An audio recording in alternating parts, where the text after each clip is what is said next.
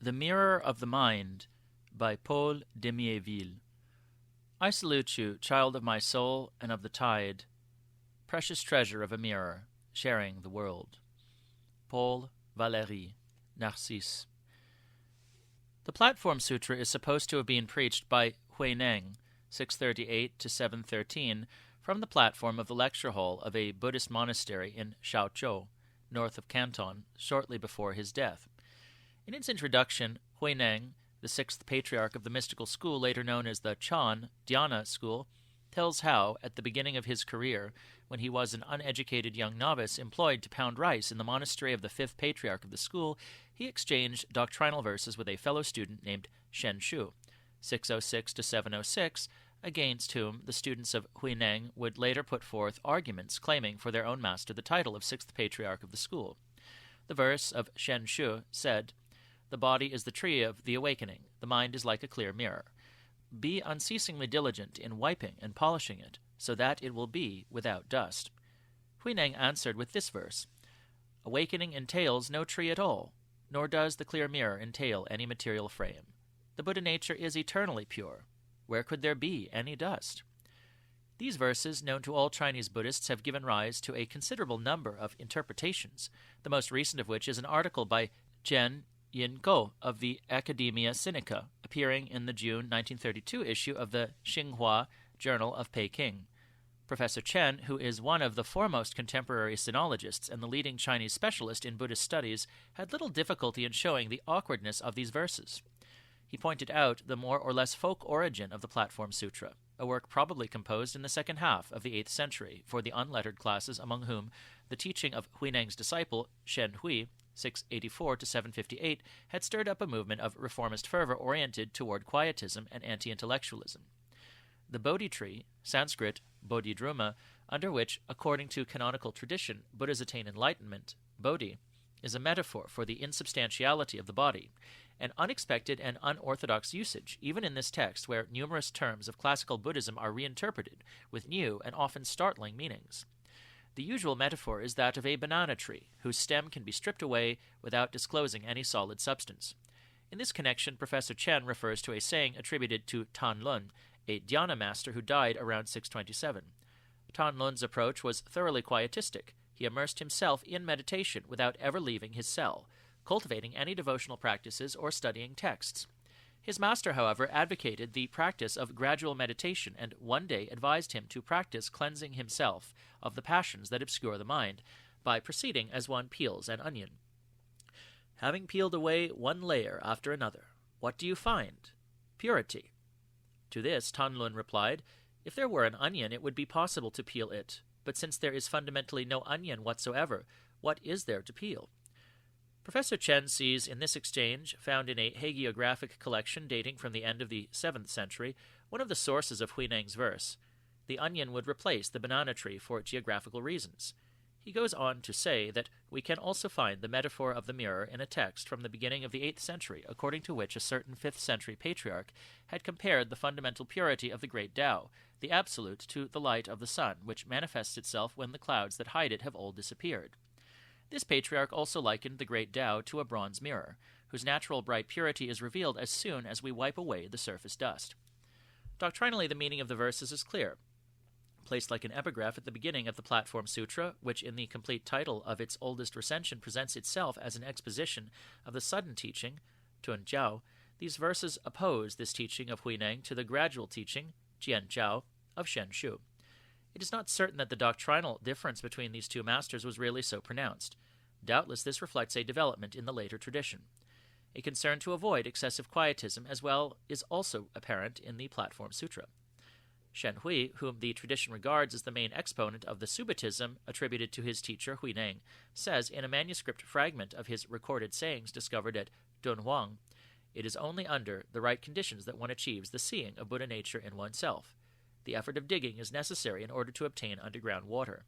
A gem, mani, is not yet clear without being polished. The Nirvana Sutra says that no beings realize their Buddha nature in the absence of conditions, that is, Buddhas, Bodhisattvas, spiritual guides. And when someone one day asked him why, if all beings have the Buddha nature, do some see it in themselves and others not, he replied, A gem, though it has the nature of clarity, is not yet clear without someone there to polish it. In the same way, beings cannot see the Buddha nature in themselves unless they encounter Buddhas, bodhisattvas, or spiritual guides to arouse in them the thought of enlightenment. For the advocates of the sudden teaching, the seeing, jian, of the Absolute in ourselves occurs suddenly, outside all temporal conditions, causal or otherwise, without our first having to engage in the practice of looking, kan, at it. Sudden, tun, Sanskrit, yugapat, all at once, the Platonic, exegesis, has to be understood as the totalistic aspect of salvation, which is related to a unified or synthetic conception of reality, to a philosophy of the immediate, the instantaneous, the non-temporal, which is also the eternal.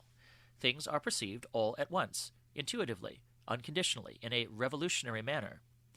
Gradualism, on the other hand, is an analytic teaching, which claims to lead to the Absolute through a gradual progression, jian, Sanskrit, kramavritya, the Platonic exegesis, of practices of various kinds, moral and devotional pursuits, meditative exercises, intellectual studies, all of which constitute an active effort to bring about salvation.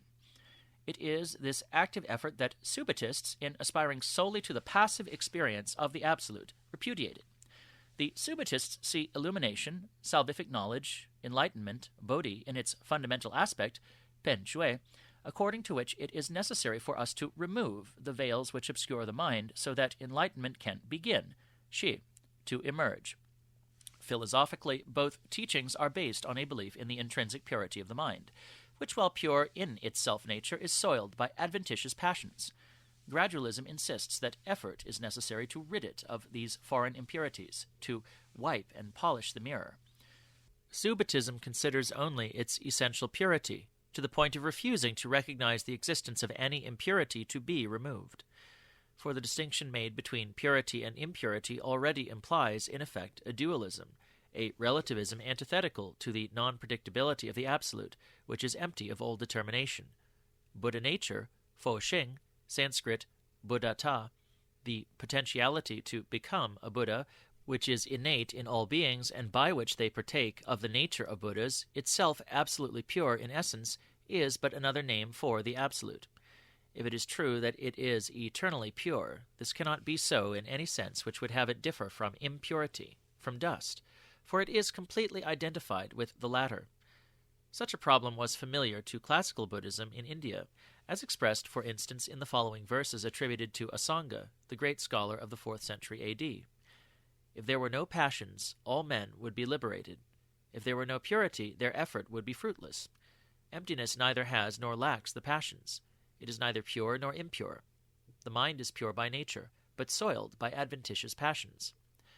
The work from which these verses of Asanga are taken is the Madhyanta Vibhaga, the discrimination between the mean and the extremes. The verses are thus inspired by the desire to steer a middle course, madhya, between the extremes, anta, of purity and defilement, absolute and relative. These two extremes correspond respectively to the verses by Huineng and Shenxiu in the Platform Sūtra. Huineng denies the very existence of both the mirror and the dust which soils it. Shenxiu admits their existence insofar as it is necessary to keep them in mind in order to purify the mirror of dust. Their metaphor of dust was further justified by the fact that the standard technical Chinese Buddhist translation of adventitious passions, agantuka klesha, was ko-chen, guest dust, where dust designates the phenomenal world, its contamination and defilement. The Chinese term was borrowed from the vocabulary of early Taoist philosophy. Shankara, the systematizer of Vedanta, who leaned toward Subhatism, asserted that liberation, which according to him consists in identifying oneself with the Absolute, Brahman, Atman, does not admit of any active effort on our part. It is a matter of knowledge, not of works. He held that liberation is inherent in our Atman, yet though it remains hidden from us on account of our ignorance, it would be wrong to think that it could be revealed through purifying the Atman by our own effort, as the inherent clarity of the mirror can be made visible by wiping it.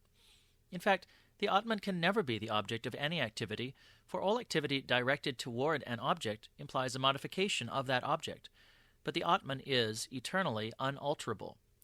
These themes in an Indian philosophy that was not Buddhist, but whose thought had been influenced by Buddhism, may serve as a commentary to the metaphorical verse in which, around the year 1000, a Chan patriarch restated the doctrine of Subhatism. One only streaks the mirror by polishing it. Too skillful work ruins the uncut jade. Such then is the philosophical and religious dilemma posed by the verses in the Platform Sūtra, a dilemma which, although not limited to China, was always keenly felt by the Chinese. In the 8th century in particular, all Chinese philosophy centered around the Buddhist controversy over Subitism and gradualism. We can even say that this debate epitomized, though the nomenclature varied, certain themes characteristic of Chinese thought over the centuries. The terms Subitism and gradualism, furthermore, seem worthy to me of being adopted. It is true that they lack elegance, and, still worse, only render, in an excessively literal manner, a complex semantic opposition. Perfectivism and imperfectivism, totalism and evolutionism would, however, hardly be any better, and I provisionally abide with Subitism and gradualism. But it is not this doctrinal question that I propose to examine here in its breadth. I would like to limit myself to commenting on the metaphor of the mirror as it occurs in the verses of the Platform Sūtra, and to exploring its Chinese and Buddhist antecedents, as well as parallels outside Asia. Perhaps this inquiry will raise, by way of response, some doctrinal points worthy of being preserved. 1. Chinese antecedents. In his article in the Xinhua Journal, Professor Chen indicates as sources of this metaphor some documents from the Chan school which barely predate the Platform Sūtra. But these documents are themselves only later reappearances of a current of thought whose deep origins must be sought much earlier, and which appears first in pre-Buddhist Chinese philosophy, in particular that of the Taoist school. Chan Buddhism takes inspiration at least as much from Taoism as from the Buddhism of India.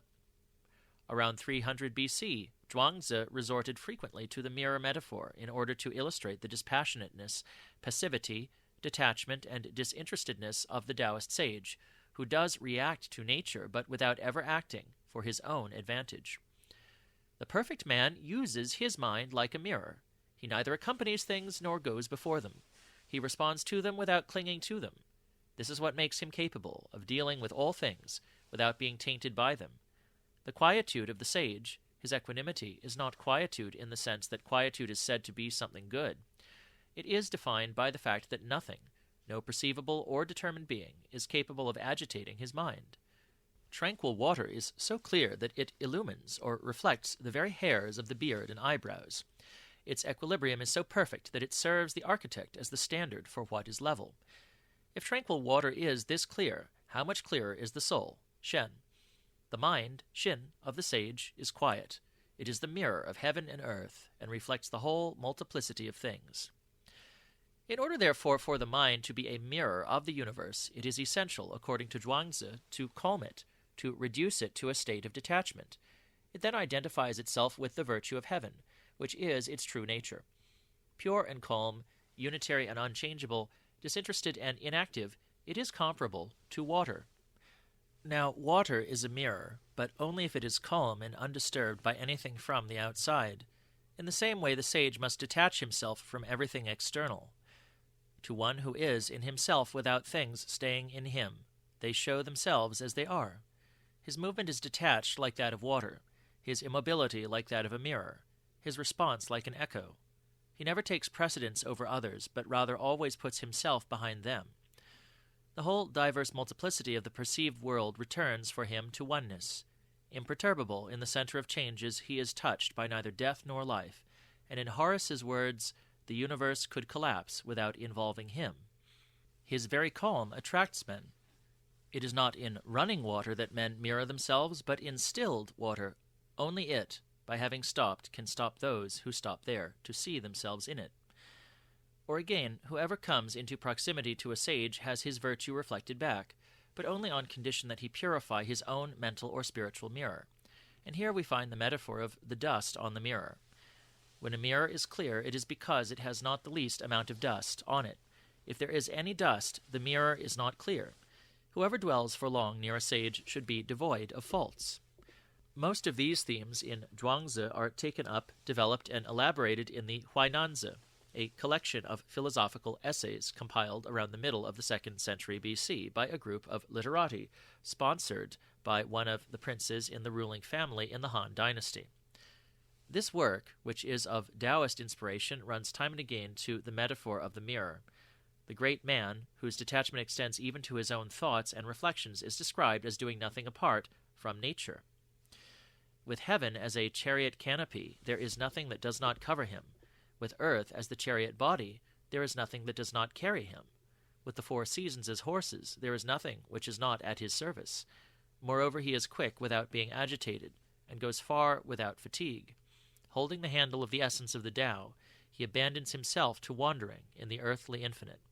Far from intervening actively in the affairs of the world, he pushes them in the direction of their natural movement. Far from seeking to fathom the 1,000 transformations of beings, he strives to return all things to their essential tendencies. In coming into contact with things, neither a mirror nor water requires thought or intention in order to reflect them, yet nothing escapes them, not the square or the circle, the curve or the straight line. It is not by chance that the echo responds. The reflection is not always the same. As with Zhuangzi, this passivity, which is also sovereignty, has, as its precondition, a detachment and tranquility of the soul, these being, moreover, its natural state, for all agitation and passion are fundamentally foreign to it. Man is quiet from birth. It is his nature which he has from heaven. Under the influence of things, motion is produced in him. It is there a deterioration of his nature.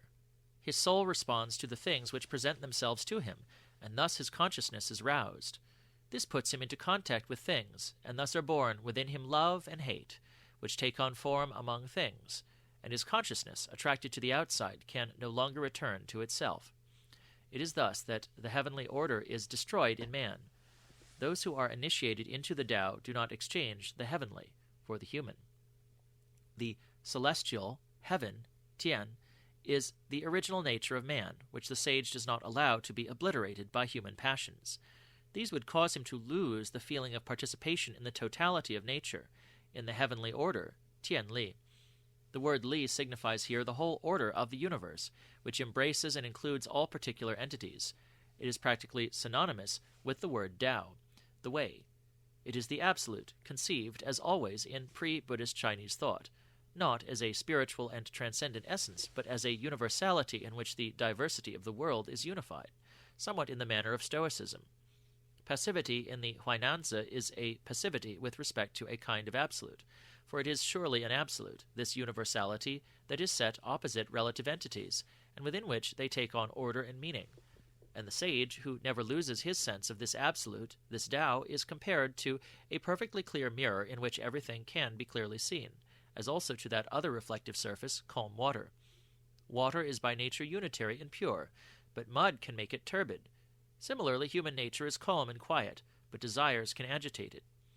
Men have received from heaven the same senses. Ear and eye are sensitive to sounds and sights, the mouth and nose to tastes, and to good and bad odors, the skin to hot and cold. If some people share in the light of the soul, while others, being spiritually beclouded, do not shun folly, it is because they differ in their control of their passions. The soul is the source of the intellect. When this source is pure, the intellect is clear.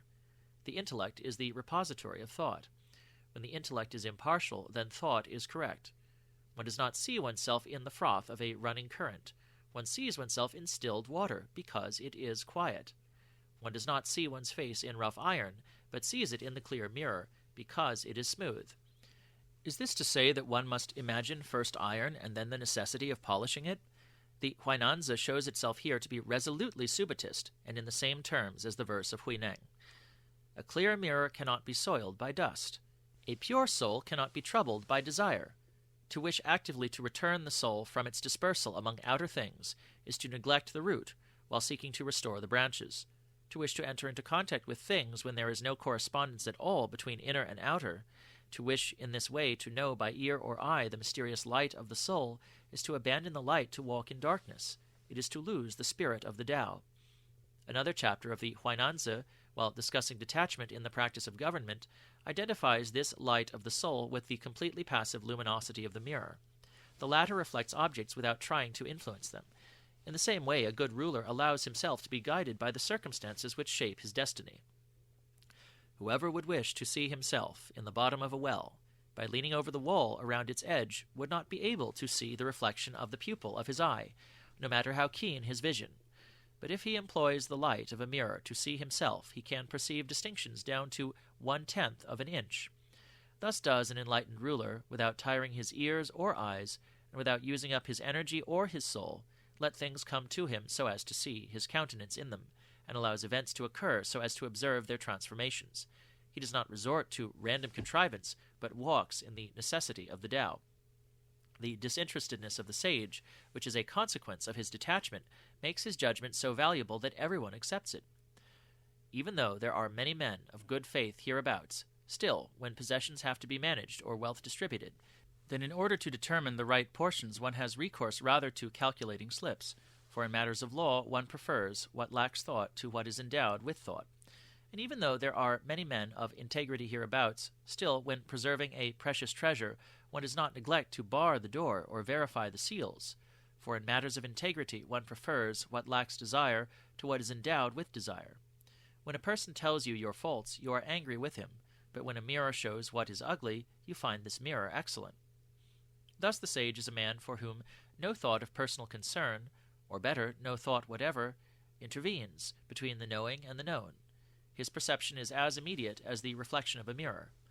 The necessary condition of his moral integrity is an impassivity so perfect that no personal bias is present to distort his judgment as he strives for the wholeness of which the mind is constituted. A drum is not destroyed by sound. That is why it reverberates. A mirror is not destroyed by a reflection. That is why it can reflect. The sage draws into himself and does not anticipate things. When events occur, he examines them. When things come, he responds to them. There is another philosopher who uses the mirroring property of water as a metaphor to expound analogous ideas. This is Xunzi, circa 300 to 230 BC, who is situated chronologically between Zhuangzi and the Huainanzi, though closer to the former. On the basis of several too hastily interpreted passages and terms, some have made of Xunzi a rationalist. The following quotation shows him as being close to Zhuangzi. It is taken from one of the principal chapters of the work bearing his name, the chapter entitled Dispersed Clouds, Qie Bi. This is an exposition of the right procedures for ridding the mind of the unilateral and partial views which cloud it over and render it blind to the great principle, Ta Li. To this universality that orders and explains individual beings in their relations with each other. The human mind is here compared to water in a basin. If it is set down properly and not disturbed, the impurities settle into the lower portion of the water, while the upper portion becomes so pure, so clear that one can see even the hairs of his beard and eyebrows, and perceive the texture of the skin. But let a light wind pass over the water, and at once the impurities at the bottom begin to move, and the surface becomes so turbid that one is no longer able to discern in it a good reflection of the whole self. Likewise the mind, if it is guided by a sense of the whole, Li, and nourished by purity, is able to determine the true and the false, to cut off all conjecture and doubt. But if it lets itself be in the least distracted by external things, then its equilibrium becomes jeopardized from the outside. It is internally upset, and becomes unable to distinguish even the grossest detail. In this text, as in all those from pre-Buddhist times that we have cited here, the point is to purify the mind. This puts the mind into a state of perceiving the external world without confusion, without its losing sight of that aspect of well-ordered totality which was at this time the Chinese conception of the Absolute. We meet again in these passages most of the terms in the Platform Sūtra metaphor: the mirror, the dust, even the denunciation of the practice of cleaning the mirror. But never is this spoken of as man encountering within himself a purity properly spiritual, an interior absolute. Such notions were lacking among the Chinese of antiquity. It is rather from India, from Buddhism, that these terms derived the new meaning that they had for the two Tang dynasty Chan masters. We have found in Taoism certain sources for the verses in the Platform Sūtra. We must now find others in Buddhism. 2. Indian antecedents. Indeed, the mirror metaphor is well known in India. It occurs even outside of Buddhism, among the metaphors in the Upaniṣads. Actually, it is not always as mere metaphor that it occurs. In a whole series of Upanishads, the Atman is identified with one's reflection in a mirror or an eye, with a shadow or an echo. But these texts are clear that a lower concept of the Atman is what is meant. It is the reflected soul, as Sennert says. They evidently do not refer to a immediate knowing that is a reflection of the Absolute, like the speculative knowledge of God that Christianity contrasts with the knowledge of direct acquaintance. This is rather a conception of the soul which is as yet poorly dissociated from that which, among many primitive peoples, inspires them to take the reflection of a man for his true personality, for his soul. However, one of the Upanishads counted as ancient does resort to the metaphor of the dust-covered mirror in a spirit similar to that of the Platform Sūtra. This occurs in the context of a passage on yoga, which aims at the realization of the supreme Atman in its pure essence. Just as a dust-covered mirror glitters like fire when it is cleansed, so does one who has recognized the Atman's essence attain the goal, deliverance from anxiety. We move now to Buddhist literature. Here the mirror metaphor is used for a variety of purposes. Most frequently we find the phenomenon of reflection in a mirror used as one illustration, along with hallucinations, dreams, shadows, echoes, the moon in the water, and other effects of this kind, of the illusory character of everything that is not the pure absolute. In Hinayana, the illusion more particularly refers to sense objects as material, rupa, or conditioned, samskrita, while in the Mahāyāna, notably in the school of emptiness, Shunyavada or Madhyamaka, it refers to all things, dharmas, and entities without exception, since they are empty, shunya of self-nature, and are nothing but the product of the play of causes and conditions. The epistemological school, Vijñānavada or Yogācāra, reserves the comparison with a reflection for a more precisely defined category of phenomena, namely those objects of consciousness, vijñāna, which fall under the rubric of relative or dependent paratantra phenomena, dependent, that is, on conditions outside themselves. In this school, the dependent is in fact opposed to both the imaginary, which is nothing but a product of the mind, and to the absolute, which is the sole real in itself. The reflection is not a real object, but it nonetheless is perceived, and it participates in the reality of the object, which it reflects to the degree that it is dependent upon that object. It exists but is not real, says one of the scriptural authorities of this school. Buddhist exegesis has pushed rather far its analysis of reflections in a mirror, having scrutinized the degree of reality which can be attributed to them, as well as exploring their metaphorical values. Asanga, in order to establish the idealist thesis which he has adopted, all is mind only, all is consciousness only, quotes a canonical text that deals with the mental images perceived by the mystic when in a state of meditation, an extreme but therefore prototypical case. Are these images, asks Asanga, different from or the same as the consciousness which perceives them?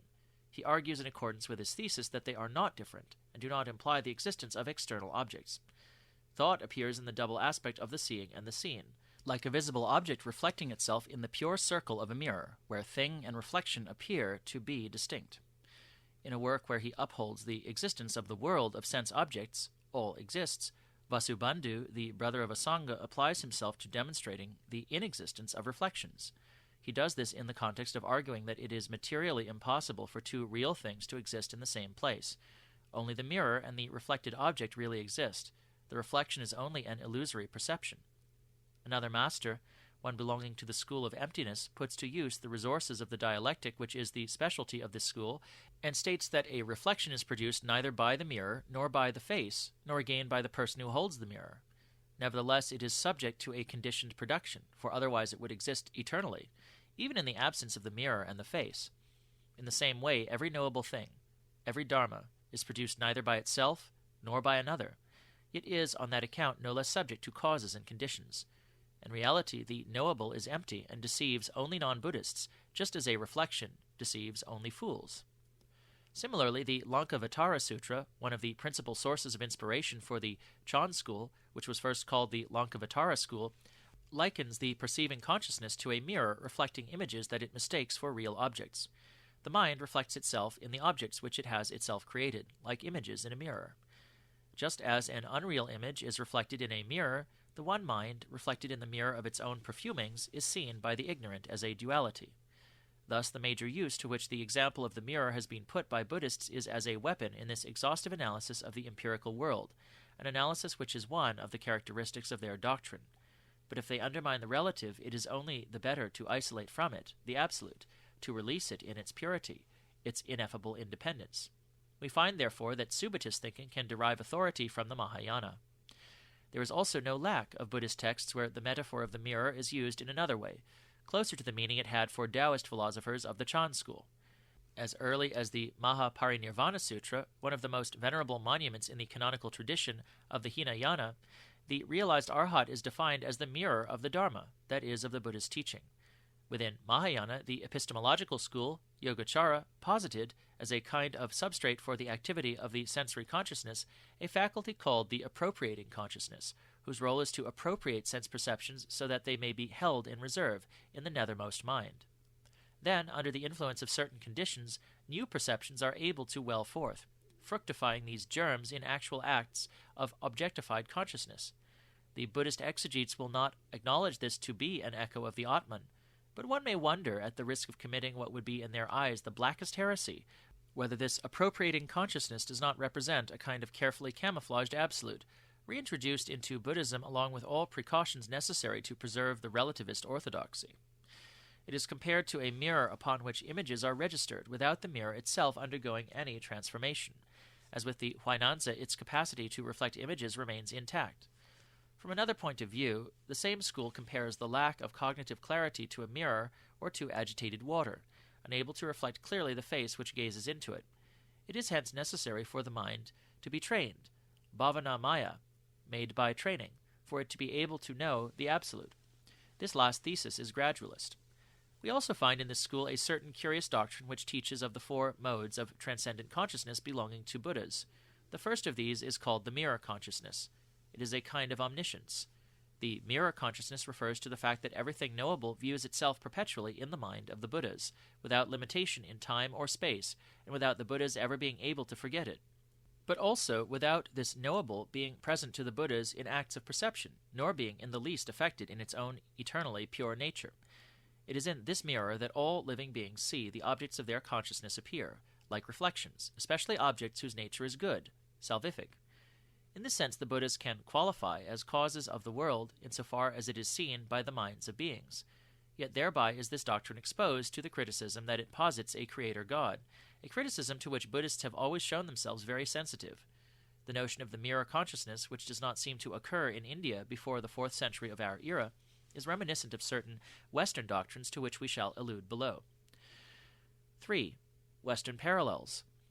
The preceding remark will serve as a transition for extending the inquiry to the Occidental world, where the metaphor of the spirit mirror has played a role no less important than its role in China or India. Islamic thought deserves mention here.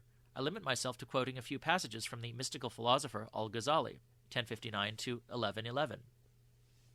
Imagine an oxidized metal mirror, with rust covering its surface, its clarity obscured, unable to register our images. Normally, a mirror is able to receive images and reflect them just as they are, but whoever wishes to restore this mirror must carry out two tasks. He must first wipe and polish it so as to remove the rust which does not belong there.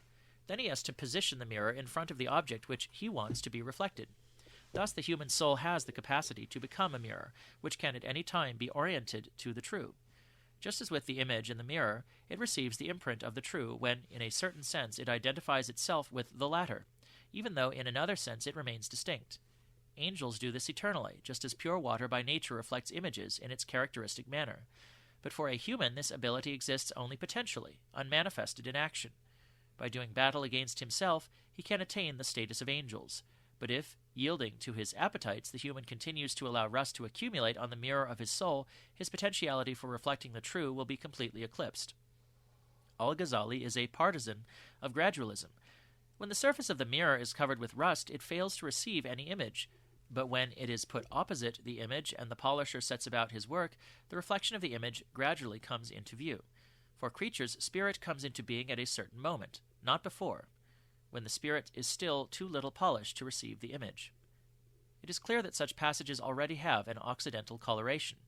The rust metaphor is Platonic and can be found among the fathers of the Greek Church, among whom some also attribute solely to angels the vision of the divine image.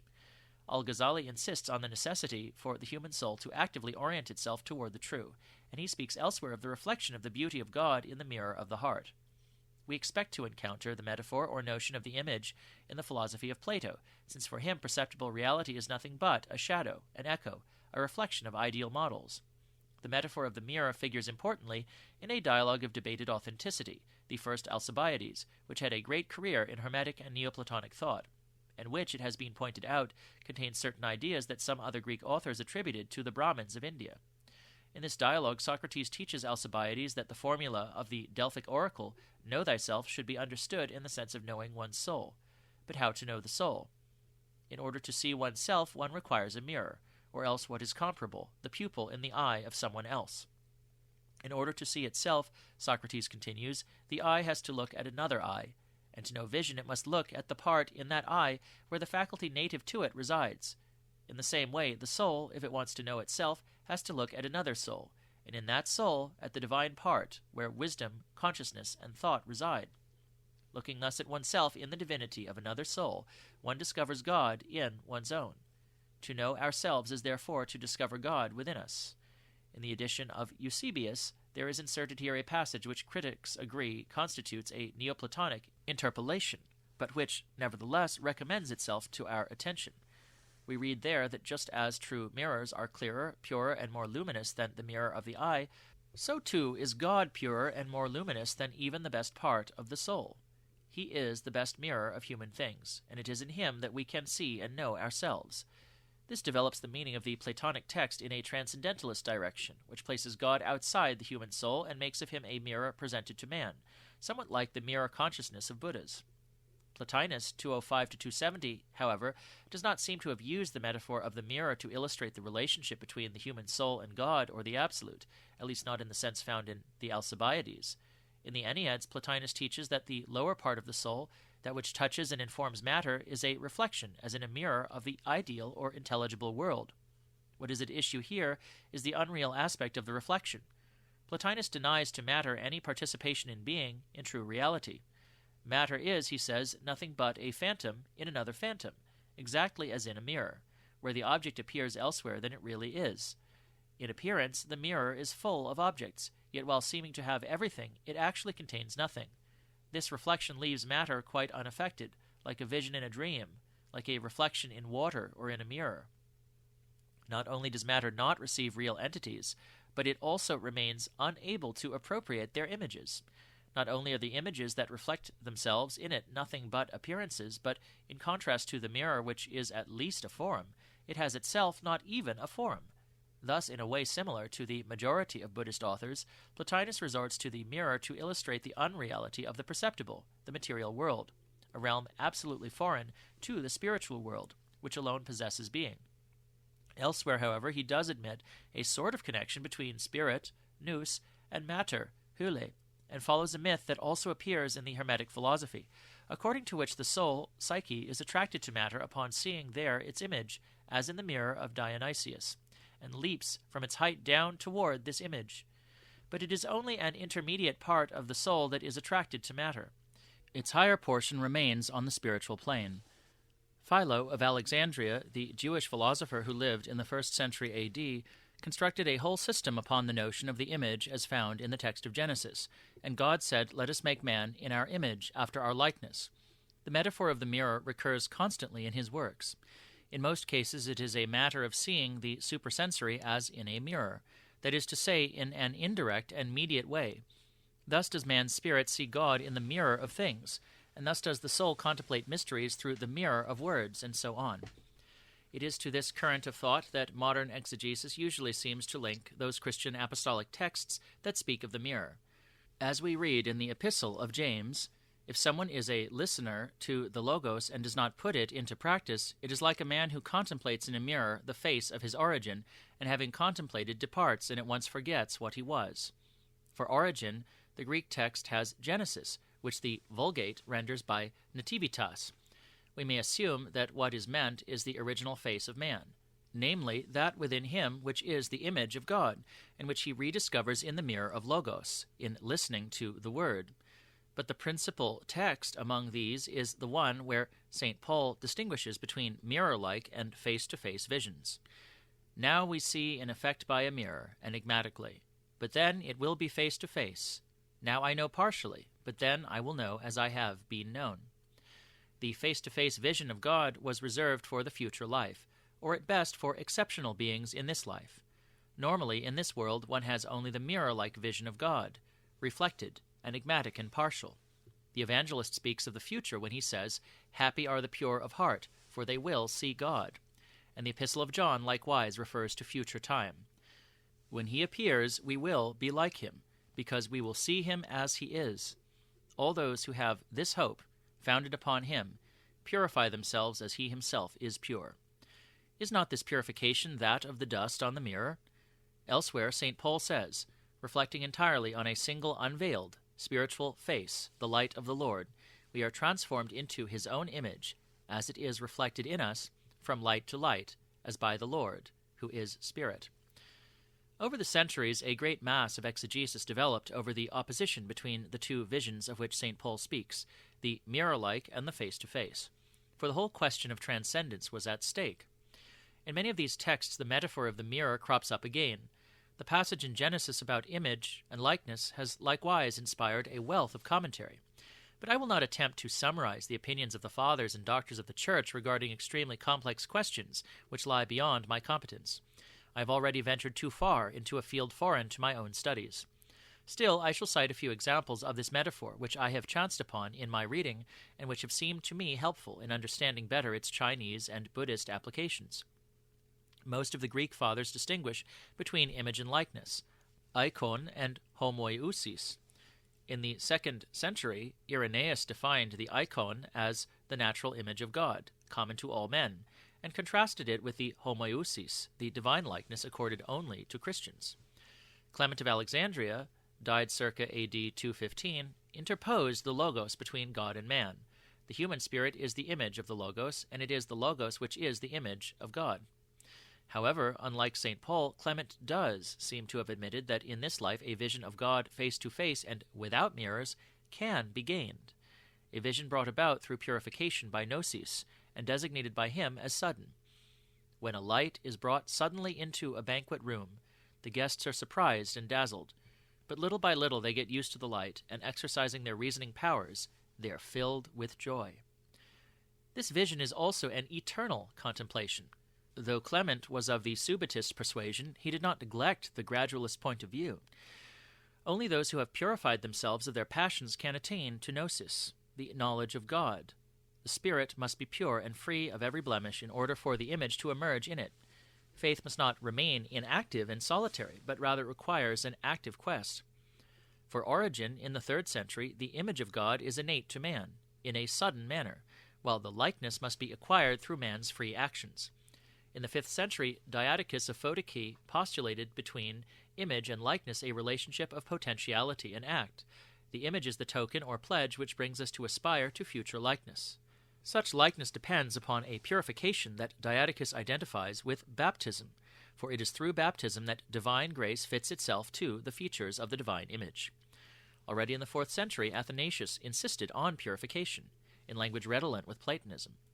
In 2 treatises dating from his youth, he wrote that in order to return to God, man has to remove from his spirit the defilement he has acquired by desiring perceptible things. Wipe away the spots of sin that dirty the soul. Wash until everything foreign to soul is removed. Then, having again become one, purified and resplendent, the soul, which is made in the image of God, sees in itself, as in a mirror, the Logos, the image of the Father. We see that the word foreign, to alotrion, reminiscent of the Sanskrit agantuka and adventitious dust of Chinese Buddhism, occurs also in Plotinus. But it is above all at the hands of Gregory of Nyssa, 337-400, who was the greatest representative of the Cappadocian school, and whose role in the formation of Christian thought and mysticism has been clarified by several recent studies, that the metaphor of the mirror undergoes what are for us its most interesting developments. The author of the Catechetical Discourse makes no distinction between the divine image and the divine likeness. He proceeds from a kind of subitism after the Platonic manner. If man is the image of God, he is so by virtue of his very nature, kataphusin. He has God within himself, unknown and hidden. Conversion is a return to his original state, a restoration. The Creator who made man in his image deposited into the nature of this model being the seeds of all virtues, so that the good would not have to be brought in from outside, and there is no other way to attain what we desire than to give this good to ourselves. For this it is sufficient to resort to a wholly negative effort, a purging of the passions. Freed from the movement of the passions, the soul draws into itself and is able to know itself completely, as it is in its nature, and it contemplates the archetype in its own beauty, like an image in a mirror. The point is therefore to purify the spiritual mirror. The spirit is like a mirror, receiving a form from the object that appears in it. The nature which is subordinate to the spirit cleaves to it, and in turn receives its adornment from this beauty set beside it, as if it were the mirror to a mirror. But when matter, which itself has neither form nor constitution, emerges in its deformity, it corrupts the beauty of the nature. Then the ugliness of matter passes via the nature to the spirit itself, with the result that the impression of the divine image is no longer visible there. And the spirit, presenting like a mirror only its reverse side to the idea of the all-good, repulses the manifestations of the splendor of the good, and models in itself nothing but the deformity of matter. Thus is evil born. The metaphor of the mirror occurs here in terms which recall those of the Platform Sūtra. A piece of iron, when cleaned by a stone of the rust which had shortly before obscured it, reflects in itself the light of the sun, and shines back rays. So too the interior man, whom the Lord calls the heart, when he has removed the defiling rust covering over his beauty, he will receive anew the image of the archetype. For Gregory, as for Platonism, evil is only something added onto our true nature. Each person must distinguish himself carefully from what is around him, so that he will not be attached to what is foreign, to allotrion, to him. Whoever turns toward that which belongs to human nature, toward the Logos, will scorn whatever is not Logos. Man, the image of God, did not originally have, as part of his essence, the life of the passions. These were added later, and the godlike beauty of the soul, made in the image of the prototype, was obscured by sin, as iron is by rust. Detachment, the absence of passions, is likened to the clear mirror, which reflects the divine sun. Gregory is even less a gradualist than Plotinus, whereas, according to Plotinus, it is a labor, ergon, for the soul, burdened by the addition of a foreign element, to allotrion, to wash and clean itself in order to be again beautiful and be what it was before. Gregory, in contrast, holds that for the soul, to become that which it was before, the likeness of God, is not our labor, ergon, nor is it in the power of humans to accomplish at all. It is a deed of divine generosity, which has graced our nature, since our creation, with this likeness to it. Apart from the notions of creator, grace, and likeness, do we not find here taking place between the pagan philosopher and his Christian rebutter the debate of Shenxiu and Huineng? Gregory maintained that God cannot be known as an object by ordinary cognition, gnosis. He can only be known to the extent that he manifests himself to the soul through his grace. Blessed are not those who know something of God, but rather those who have him in themselves. According to the words, "The kingdom of God is within you," whoever has purified his own heart of all created things sees in his own beauty the image of the divine nature. Moreover, the property of the mirror is not to be anything in itself, but rather to conform to the objects it faces. The Chinese would say it responds, ying. Human nature is truly like a mirror. It takes the form of that which its wishes reflect. When it has turned its back on sin and has been purified by the Logos, it receives in itself the disk of the sun, and shines with the same light that appears within it. Christian commentators see this doctrine of passivity as the great innovation of Gregory of Nyssa, in which, under cover of retention of the Platonic terminology, a whole transformation of Platonism took place. Gregory introduced into Christianity the idea of a transcendent God distinct from created beings, and also the idea of the grace which he offers us and which we are free to accept or not. We can also see this thinker in another perspective, that of Chinese quietism and non-doing. The tendency today is to recognize a strong influence of Gregory of Nyssa in the work of Dionysius the Areopagite, active at the end of the 5th century, who is known to have exerted a profound influence on the whole of Christian mysticism in both its eastern and western branches. The metaphor of the mirror occurs with Dionysius under circumstances which recall Gregory of Nyssa. But I will not pursue the metaphor in medieval and modern literature, as most authors merely embroider on themes they have taken from biblical and patristic sources. To be sure, original motifs often come to be mingled with the embroidery, and this is especially the case beginning with the great 14th century revival of mystical philosophy, at bottom Neoplatonic, that within Christianity announced the dawn of modern times. Ruysbroek, 1293 to 1381, drew from the doctrine of the divine image and from its elaboration by St. Augustine the very model of a fundamentally Trinitarian philosophy, in which the metaphor of the mirror crops up time and again. He sees the creation as a vision that God has. Creatures are eternally born, before having been created in time. God saw and contemplated them in himself distinctly, according to the ideas which are in him. In Ruysbrook's Mirror of Eternal Blessedness, whose title is significant, God's wisdom itself is compared to a mirror, like the mirror consciousness of Buddhas. The higher parts of our soul are like a living mirror of God, where God has imprinted his eternal image, and where no other image can appear. Everything that God knows distinctly in the mirror of his wisdom, the images, forms, reasons, orderings, all of it is truth and life, insofar as this life is himself, for there is in him nothing but his own nature.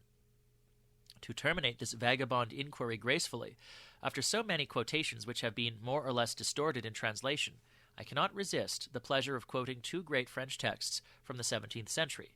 The first is by Marie of the Incarnation, 1599 to 1672, an admirable writer who was also an eminent woman of action.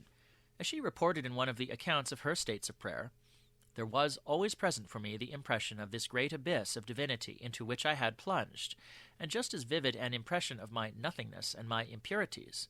My soul saw itself in this great all as in a very clear mirror, where I discerned all its defects down to the least atom of imperfection with which it was soiled. And it was this that humbled it, making it hide all the more in its God, to be purified, burned, and consumed by him. Has the passive humility of the creature before God ever been expressed in simpler and more moving terms? We come finally to a passage by Fénelon, 1651 to 1715, from his Explanation of Maxims for Saints on the Interior Life, a work which was censured for quietism in 1699, 2 years after its publication. Water which has been agitated can neither be clear nor receive the image of nearby objects, but tranquil water is like the clear glass of a mirror. It receives without alteration all the images of various objects, and keeps none of them. It is the same for the pure and peaceful soul. God imprints on it his image and that of all the objects he wishes to imprint there. Everything is imprinted, everything erased. This soul has no form of its own, and it equally has every form that grace gives it. Man at this stage can say, I am completely created. Nothing remains of this soul, and everything in it is obliterated as soon as God wishes to create new impressions. Would not one think oneself to be reading Zhuangzi or some quietistic Chinese Buddhist? I would wish us to dream that by investigating distant origins, some historic rapprochement would be possible between Fénelon and the Mahayana, though what could be said of pre-Buddhist China? Through the Greek fathers appealed to by Fénelon for authority, who could in turn have been, like the Neoplatonists to whom they are so close, under the influence of Indian thought, which moreover may itself contain borrowings from Western thought. For my own part, in composing this brief study, I have not asked myself any historical questions.